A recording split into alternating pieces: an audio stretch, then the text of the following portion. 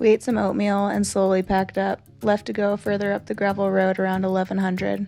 We had made a track up to the top of the World Provincial Park, but got up there and realized that the last 6 kilometers of the Gaia track was hiking trail. We started hiking and ended up posting up around 2 miles next to the river to cook up some chili, rice, and beans lunch. Mariana and I are on a little hike and we found this spot here. Look who we got as a little snack for lunch. This pole, this is everywhere because I was super happy and bringing it in. Yee! Good trouty, huh? It was pretty small and shallow where we posted up, but I saw a spot upriver that might be good for fishing. I hiked through the brush to the spot, cast it out, and brought the hook up into the rapids, then let them carry it down again. Big for the frying pan, but we might cut her in half. Thanks, Mama. Still going strong.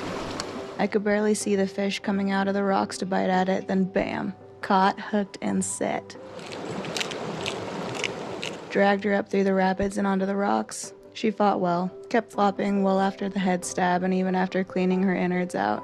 We didn't have any olive oil, so Marian suggested we use the eggs as cooking oil. Here we are. We caught a fish. Shorting our way through the bog. We're shorting our way through the bog here. Can you get me? Yeah, here we are. Success. We put those into the boiling water with the fish to half blanch, half fry. There's no food in there for you. Packed up the bikes, got hot out. Well, Marian and I are adventure riding today, and now we know what we want to graduate to. Eventually. Yeah. We're not going to go that way. Lower 70s Fahrenheit. Continued up the gravel road following Gaia public tracks, hoping to get back to the 93 south. The road kept getting gradually more and more gnarly. Awkward spot, isn't it? Whoop-de-woos, washed out sections, minor creek crossings. Marian kept eating shit on the 1200, getting worn out. We both were in the heat.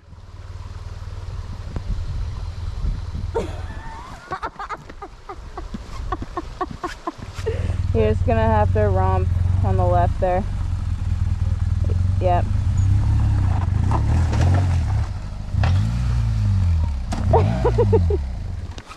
Fuck you, tree.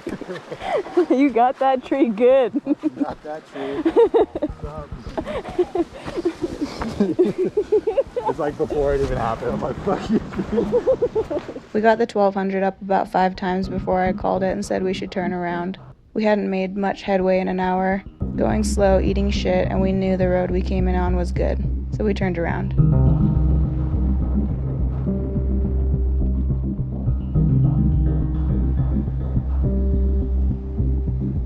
Took us about 2 hours to get back to the pavement of the 93, and by that time I was brain dead. Marian, getting some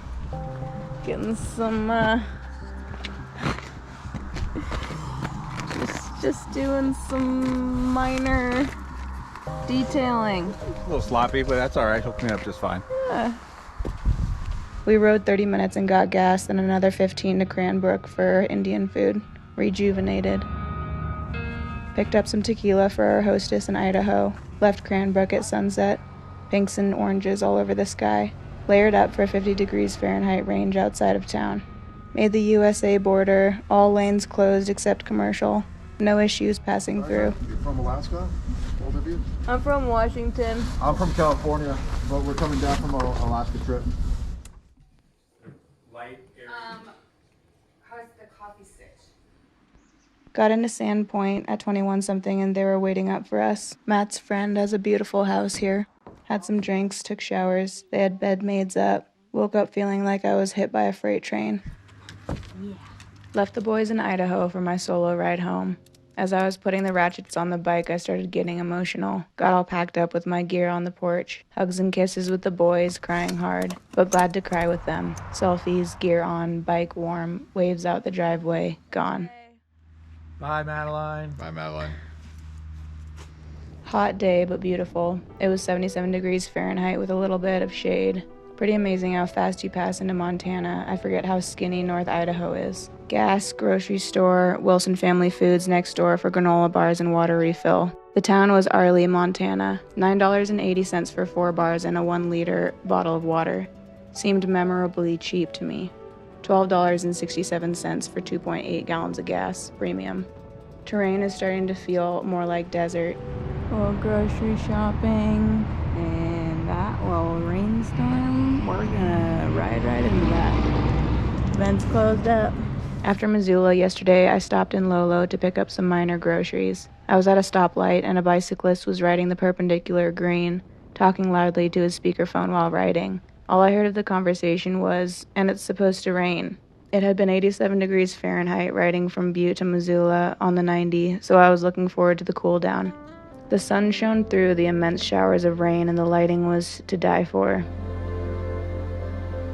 Hopefully we can get some fishing in and pack up, and then it'll start raining again. But not before that. It would shine off the river, and the permeation of light through water to water made the entire width light up in brilliant white silver. Silver bullets bouncing off my armor, soaking in, cooling me from the day spent in the desert. Always praising my gear in situations like that. When you can feel the drops through your jacket, you know they'd be leaving bruises if you didn't have it on.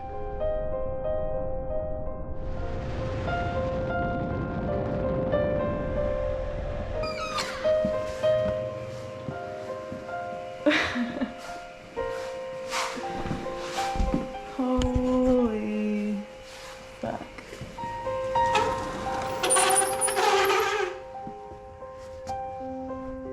Not too shabby of a view, eh? I tried fishing for a short time in the Selway River before packing up. Lost my lure and was replacing it when a fellow camper approached me on the bar to talk fishing. Older gentleman. Honestly, spent way too much time chatting with him and not as much time fishing, which was slightly irritating. He was overstepping, but I let him have that time out of courtesy. He asked where my boyfriend was. I said I don't have one. He said, "Oh, he's coming. Girls like you are hard to find." I said, "You're right, I am hard to find. You can't find me."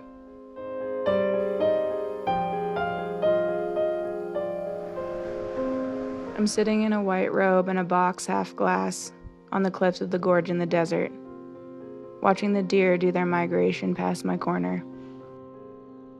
Time to go back to the forest. It's getting lighter outside. Pink is beginning to highlight the clouds from the sun. It's a bit smoky, so I'm opting to stay in and watch it all from the giant windows. Time to go.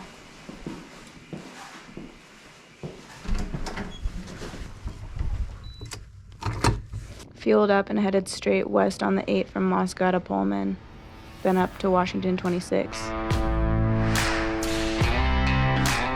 Got rerouted again at Washdukna Junction at 26 and 261. Huge semi crash there, ambulances everywhere, fresh but contained. Most people heading to Seattle took the 261 north up to I-90, so I did that. Fueled up at the junction of 261 and 90, then another 70-mile push into George Washington. I chose Cooper Lake as my last night on the road. Fished and scoped around for morning. It was a beautiful way to integrate back into my home state and remind myself of her familiar beauty.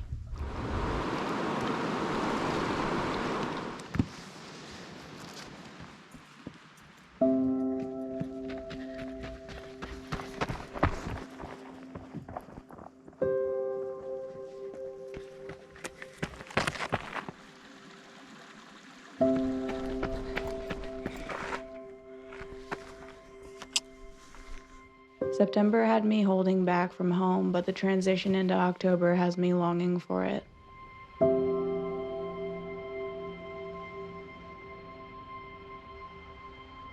I'll ride the I-90 home as I often do.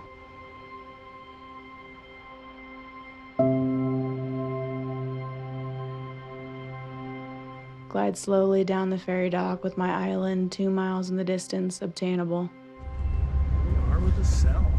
Being documented now. We're being documented. Okay. Part of the film. Part of the film.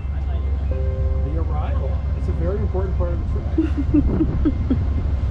Have the boat take me the rest of the way. 5,291 miles on 2 wheels since Anchorage, Alaska.